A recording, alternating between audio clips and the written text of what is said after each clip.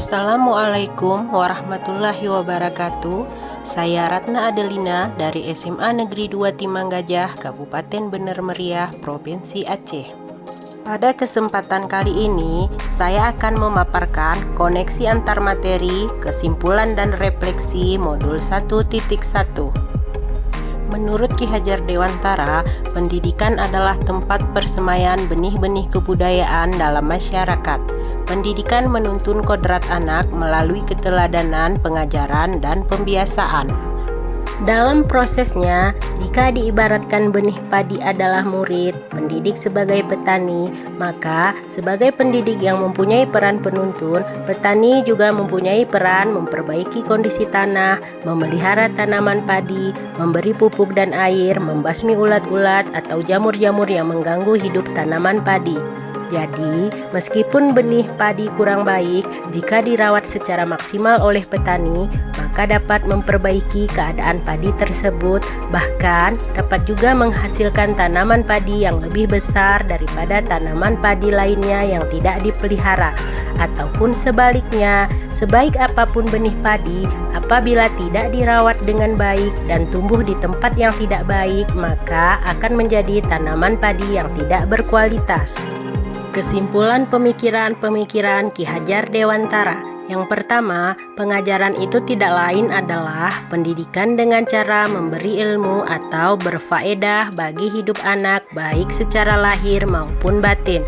Sedangkan maksud pendidikan yaitu menuntun segala kodrat yang ada pada anak agar mereka dapat mencapai keselamatan dan kebahagiaan yang setinggi-tingginya baik sebagai manusia maupun sebagai anggota masyarakat.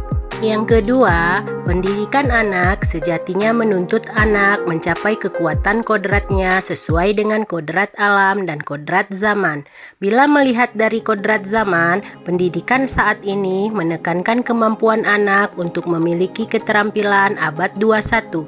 Sedangkan dalam memaknai kodrat alam, maka konteks sosial budaya murid di Indonesia Barat tentu memiliki karakteristik yang berbeda dengan murid di Indonesia Tengah atau Timur. Yang ketiga, asas Pancadharma, bahwa pendidikan beralaskan terhadap 5 dasar, yaitu kemerdekaan, kodrat alam, kebudayaan, kebangsaan, dan kemanusiaan. Ini berarti memberikan kesempatan yang seluas-luasnya kepada peserta didik untuk mengembangkan potensi-potensi dirinya seoptimal mungkin yang dibawanya sejak lahir, dengan selalu menekankan perlunya memelihara nilai-nilai dan bentuk-bentuk kebudayaan. Yang keempat, pendidikan berbasis trikon, yaitu berdasarkan azas kontinuitas, konvergensi, dan konsentris. Maksudnya, pendidikan dilaksanakan secara terus-menerus dan berkesinambungan dari berbagai sumber dan disesuaikan dengan kebutuhan dan potensi yang kita miliki. Kemudian, diarahkan untuk menuntun tumbuh kembang anak setinggi-tingginya sesuai dengan karakter budayanya sendiri. Yang kelima, trisentra pendidikan, yaitu pendidikan berlangsung di 3 lingkungan, diantaranya lingkungan keluarga, sekolah, dan masyarakat. Keluarga menjadi tempat yang utama dan paling baik untuk melatih pendidikan sosial dan karakter bagi seorang anak. Yang keenam, trilogi pendidikan, yaitu Ingarso Sungtolodo, Ing Madya Mangunkarso, dan Tut Uri Handayani. Sebagai seorang pendidik, di depan kita menjadi teladan, di tengah-tengah kita membangun motivasi, dan di belakang memberi dorongan kepada peserta didik. Yang terakhir, pentingnya penerapan budi pekerti.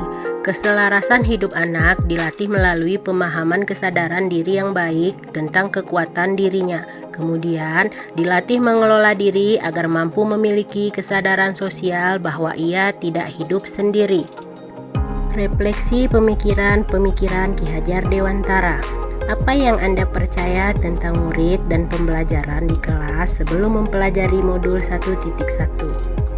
Sebelumnya, saya melaksanakan proses pembelajaran yang berpusat pada guru. Siswa dianggap sebagai banking system, di mana tempat guru mentransfer ilmu. Sumber belajar hanya buku dan guru, sedangkan proses pembelajaran cenderung kaku. Evaluasi bersifat menyeleksi dan merangking kuantitas hafalan. Siswa yang berprestasi dianggap siswa yang mampu meraih nilai evaluasi tinggi. Setelah mempelajari modul ini, pemikiran dan perilaku saya di kelas menjadi berubah. Di antaranya, saya tidak lagi menganggap guru sebagai pusat pembelajaran, tetapi pembelajaran berpusat kepada peserta didik. Guru berperan sebagai fasilitator yang menuntun, memotivasi, serta mendorong peserta didik untuk dapat mengembangkan potensi yang mereka miliki, karena siswalah sebagai pelaku proses pembelajaran yang sebenarnya. Sumber belajar dapat diperoleh dari media cetak, elektronik, maupun lingkungan sekitar. Proses pembelajaran diupayakan menyenangkan dan lebih bermakna. Evaluasi bersifat refleksi dan berperan memperbaiki proses untuk meningkatkan prestasi, mewujudkan potensi menjadi kompetensi. Apa yang dapat segera diterapkan lebih baik agar kelas mencerminkan pemikiran Ki Hajar Dewantara? Yang pertama, sebagai seorang guru, saya akan berusaha menjadi guru yang menuntun, memfasilitasi, dan memotivasi serta mendorong siswa menemukan potensi dan meningkatkan kompetensi. Selain itu, juga akan merancang pembelajaran yang inovatif, menciptakan suasana belajar yang menyenangkan agar proses pembelajaran lebih bermakna, dan akan berusaha memberikan keteladanan dengan melakukan pembiasaan baik di sekolah untuk penanaman karakter bagi peserta didik.